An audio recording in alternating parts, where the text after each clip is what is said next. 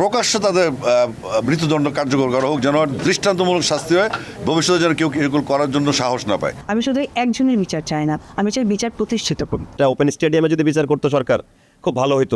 আজ দেশের মানুষ যা চায় তা হলো ধর্ষণের বিরুদ্ধে দ্রুত, দৃশ্যমান ও কঠোর বিচার, আপোষহীন বিচার। যথেষ্ট হয়েছে, আর না। আমাদের বাংলাদেশের প্রাইম মিনিস্টার, ওনার একটি সন্তান আছে।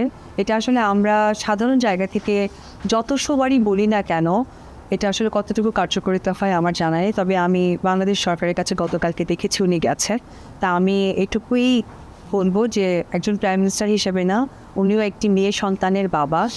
তো সেই সন্তানের বাবা হয়ে যেন এই বিচারটা উনি সঠিকভাবে করেন। একটি বিচার বাংলাদেশে প্রতিষ্ঠিত করা হোক। আমি সম্মুখে বিচার করেই যে আমি শেষ করতে চাই একজন মানুষকে, তাই না। ভবিষ্যতে বিচারটি দেখে যেন মানুষের গায়ে লোম শিউরে ওঠে এবং সেই ফাঁদে যেন কখনো পা না দেয়। আমি শুধু একজনের বিচার চাই না, আমি চাই বিচার প্রতিষ্ঠিত করুন। যে জিনিসটা ঘটতেছে এটা আসলে ঘুমাইতেও দিচ্ছে না, এটা কষ্ট দিচ্ছে। এবং আসলে আমি মনে করি আমাদের ওই যে সৌদি আরবে বা কিছু দেশে যেভাবে আসলে রেপিস্টকে শাস্তি দেওয়া হয় সবার সামনে জুম্মা নামাজের পরে গুলি করে, তো সেরকম একটা উদ্যোগ নিতে পারলে আসলে এই জিনিসটা হইতো না। একটু বেশি বেড়ে যাচ্ছে, মানে এটা সিকনেসের লেভেলটা একটু বেশি হয়ে যাচ্ছে। মানে সন্তানের বাবা হওয়া লাগবে না, এই জিনিসটা ফিল আপনি করতেই পারেন। আপনার নিজের পরিবারে এরকম বয়সী কাজিন আছে, নিজের আত্মীয় স্বজন আছে, আমার খারাপ লাগতেছে।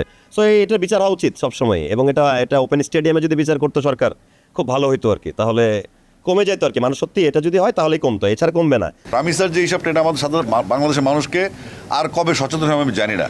এদেশের মানুষের মানসিকতা এত নিচে নেমে গেছে, কেউ কাউকে ঠকাতে পারলে, হারাতে পারলে একটা পৈশাচিক উল্লাস করে।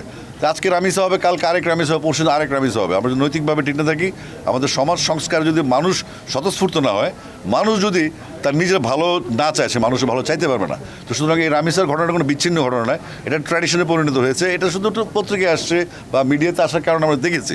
এরকম অহরহ ঘটনা ঘটছে যেটা কোনো বিচার হচ্ছে না। এই বিচারহীনতার সংস্কৃতি থেকে বেরোতে হবে। 7 দিনের মধ্যে বা 24 ঘন্টার মধ্যে যখন ধর্ষক স্বীকার করে, সে যখন আত্মপক্ষ সমর্থন, তখন কোর্ট কি, ডেট কি, আমাদের তাৎক্ষণিক বিচার লাগবে। প্রয়োজনে প্রকাশ্যে তাদের মৃত্যুদণ্ড কার্যকর করা হোক, যেন দৃষ্টান্তমূলক শাস্তি হয়, ভবিষ্যতে যেন কেউ এগুলো করার জন্য সাহস না পায়। রামিসার এই ঘটনার পর থেকে যতবার আমি বাসায় ফিরছি, আমার ছোট্ট মেয়েটা দৌড়ে আমার কাছে আসলেই ওকে আমি বুকের সাথে শক্ত করে জড়িয়ে ধরছি।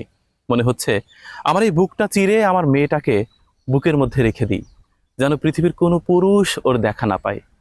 আমার আর কাউকে বিশ্বাস হচ্ছে না। আপনি চিন্তা করতে পারেন কি বিভৎস ঘটনা। রামিসা হত্যা এবং ধর্ষণ এটা কিন্তু নতুন বিষয় না। এই ঘটনা কিন্তু প্রতি বছরই চলে আসছে। কেউ কেউ জানছে, কেউ কেউ জানছে না। আপনি যদি 2024 সালের রিপোর্ট দেখেন, 175 জন 0 থেকে 6 বছর বয়সী শিশুর ধর্ষণের রিপোর্ট কিন্তু আপনি অনলাইনে পেয়ে যাবেন। আবার 2025 সালে সেটা কিন্তু বেড়ে 306 জনে উন্নীত হয়েছে। দ্যাট মিন 75% এই ধরনের ধর্ষণের অভিযোগ বৃদ্ধি পেয়েছে। এটা কিন্তু অফিসিয়াল, আনঅফিসিয়াল কিন্তু আরো অনেকেই এরকম ঘটনার শিকার হতে পারে। একজন হত্যাকারীকে ফাঁসি দিতে এই রাষ্ট্রের কোর্ট কাচারির, আদালতের, এই দেশের কর্তৃপক্ষের আর কতটুকু তথ্য প্রমাণ প্রয়োজন? শুধু হত্যাই না, হত্যা করার আগে তাকে ধর্ষণ করছে, ধর্ষণ এবং হত্যা, এরপরে ওনাদেরকে ধরা হইল। তাহলে আপনার ফাঁসি দিতে তাদেরকে কোথায় বাজে? রামিসার হত্যাকারীকে আপনি ওপেনে এসে ফাঁসি দেন, দেখবেন যে সব ঠান্ডা হয়ে গেছে।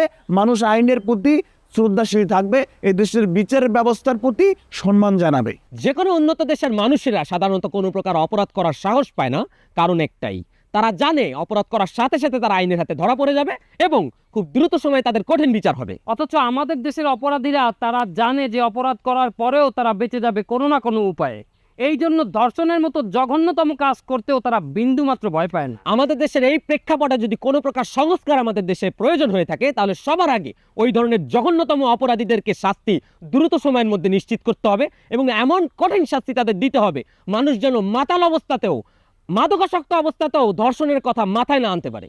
এই জন্য আমি মনে করি আমাদের দেশে শরিয়া আইন চালু করা অতি জরুরি। ধর্ষকের মতো মস্তিষ্ক বিকৃত মানুষের এই সমাজে বেঁচে থাকার কোনো অধিকারই নাই। রামিসার কেসে কনভিক্টেড রেপিস্ট কিন্তু নিজেই কিন্তু স্বীকার করেছে যে সে রেপ করেছে, তার ওয়াইফও বলেছে। যখন স্বীকার করলো তখন কেন এই সিস্টেমের লুপের ভিতরে যেতে হবে, কেন বিউরোক্রেসির মধ্যে যে জিনিসটাকে আরো টাইমটা বাড়াতে হবে? আল্লাহর ওয়াস্তে বিচারটা করেন, ওরে এমন সাজা দিবেন নেক্সট টাইম আরেকটা ক্রাইম কেউ করার আগে 3 বার ভাবে